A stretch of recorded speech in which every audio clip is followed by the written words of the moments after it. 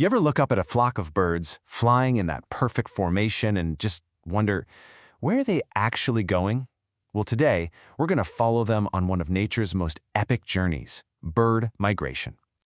I mean, it's that classic sign that the seasons are changing, right? You see that V formation of birds heading for the horizon, but, this is so much more than just a change of scenery for them. It's a grueling, high-stakes journey for survival. So what on earth drives them to do it? So first things first, what are we even talking about here?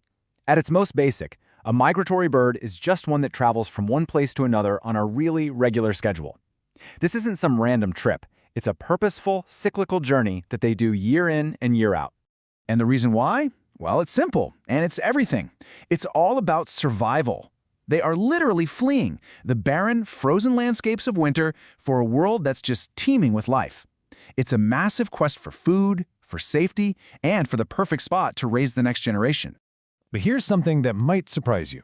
Migration isn't a one-size-fits-all deal. Not every bird is a globetrotter. In fact, we can kind of break them down into 4 different tiers of travel. Okay, so let's start with the home bodies.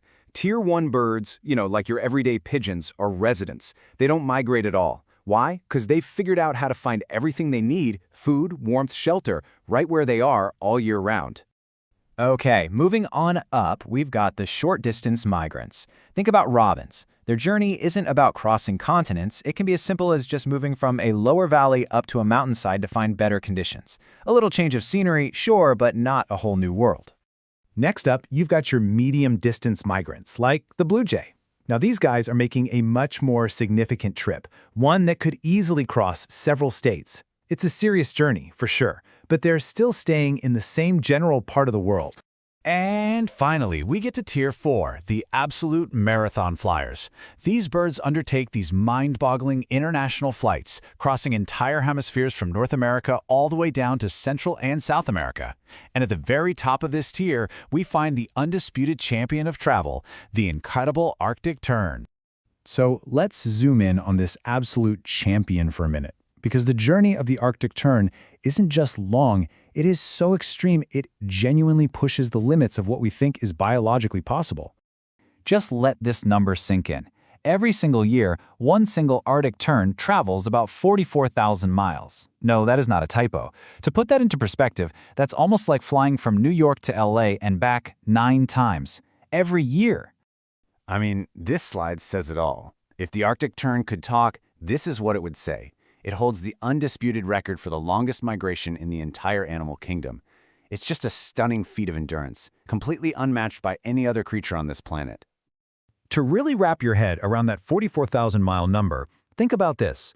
The entire distance around our planet, the circumference, is about 29,000 miles. So this little bird's annual trip isn't just like flying around the world. It's almost like flying around it twice. Absolutely wild. So this all leads to the big question, right? How on earth do they do it? I mean, a journey of this magnitude requires some serious biological hardware. You could honestly call them superpowers. So how do they pull this off? Well, they've got 2 incredible tools in their toolkit. First, they fuel up, big time. Before the trip, they enter a state called hyperphagia, which is basically a non-stop, all-you-can-eat buffet. Some of them can nearly double their body weight in just a few weeks, turning all that food into pure, high-octane jet fuel. And second, they navigate with a sense we can barely even comprehend. They can literally feel the Earth's magnetic field, using it like a flawless, built-in GPS to guide them across vast oceans and entire continents. It really makes you wonder, doesn't it? If a tiny bird can sense the planet's magnetic field to fly around the globe, what other secret senses might be hiding out there in the animal kingdom, just waiting to be discovered, operating in ways we can't even begin to perceive? Definitely something to think about next time you see them flying overhead.